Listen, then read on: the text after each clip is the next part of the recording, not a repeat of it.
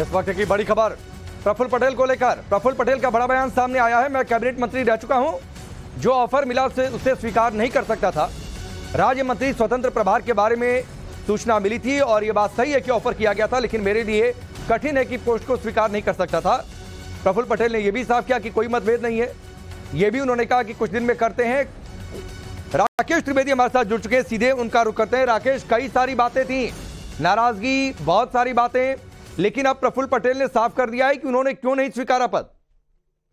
जी बिल्कुल, प्रफुल्ल पटेल ने भी साफ कर दिया और साथ में देवेंद्र फडणवीस ने भी साफ कर दिया कि उनकी मीटिंग के बाद में जो चर्चा हुई वो यही हुई कि चूंकि वो एमओएस इंडिपेंडेंट चार्ज जो है वो बीजेपी देना चाह रही थी, लेकिन एनसीपी चाहती थी कि वो कैबिनेट मिनिस्टर का ही पोस्ट कंटिन्यू करे जैसे कि पहले हुआ करता था।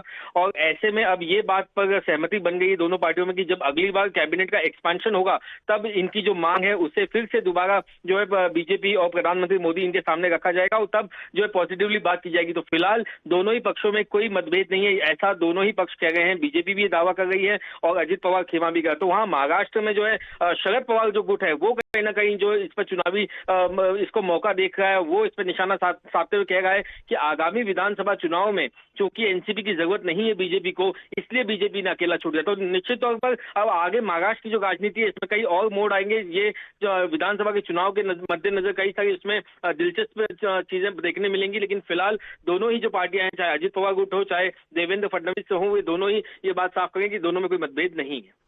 लेकिन बहुत सारी बातें जो आप कह रहे हैं राकेश, मौका मिल गया, निशाना साधने की बात, खटपट की बात, ये बहुत सारी बातें होंगी आने वाले समय में। निश्चित तौर पर एक तरफ जहां पर इस बात को हवा दी जा रही है कि अजित पवार खेमे के 10 से 12 विधायक ऐसे हैं जो शरद पवार के गुट में वापस आना चाहते हैं और उन्हें वापस लिया जाए या नहीं लिया जाए, इसके ऊपर शरद पवार की तरफ से आज एक राष्ट्रीय कार्यकारिणी की बैठक जो इस वक्त मुंबई के वाईबी चौहान सेंटर में चल रही है, जहां से हमें सूत्रों से जानकारी मिल गई कि कुछ नेता जो इस बात के पक्ष में नहीं है कि उन विधायकों को वापस लिया जाए। उनका कहना है कि जिन्होंने मुश्किल वक्त में शरद पवार का साथ नहीं दिया उन्हें वापस नहीं लेना चाहिए। तो ऐसे में अभी ये जो मंत्री पद को लेकर के बंटवारे को लेकर जो बात आई है, इसे और ज्यादा तूल दिया जा सकता है और इसको लेकर के और ज्यादा राजनीति जो है वो महाराष्ट्र में गर्माते हुए हमें देखने जरूर मिलेगी। लेकिन मीटिंग में और क्या बातचीत हुई जो आप कह रहे थे राकेश की आगे एकोमोडेशन की बातचीत है, कुछ इस पर कहा प्रफुल्ल पटेल ने?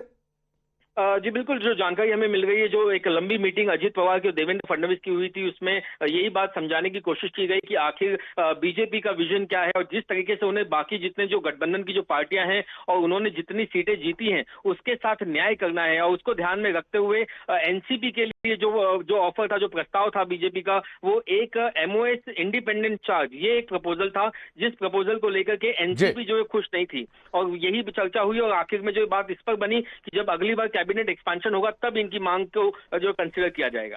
ठीक है, बहुत बहुत शुक्रिया राकेश हमसे जुड़ने के लिए, इस पूरी जानकारी के लिए। तो बड़ी खबर है, प्रफुल्ल पटेल ने साफ किया कि उन्हें एमओएस इंडिपेंडेंट चार्ज का ऑफर था लेकिन उन्होंने मना किया है। आगे देखा जाएगा, इस पर बातचीत की जाएगी, लेकिन यह भी साफ किया कि कोई मतभेद नहीं।